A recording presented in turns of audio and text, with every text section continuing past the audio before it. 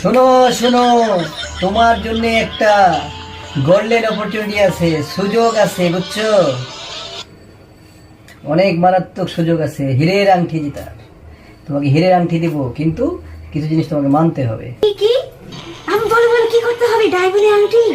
বলো বলো বলো বলো, তাড়াতাড়ি বলো। আচ্ছা আচ্ছা আচ্ছা, তোমাদের সব শর্ত আমি রাজি, আমার হীরের আংটিটা কিন্তু চাই।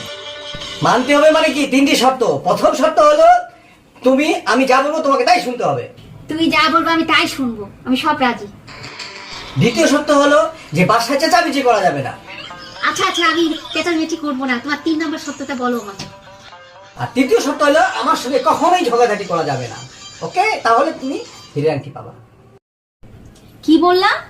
না না না না, আমি এটা মানতে পারবো না। চাই না তোমার হীরার আংটি। এটা আমার অক্সিজেন, এটা আমার বেঁচে থাকার শক্তি।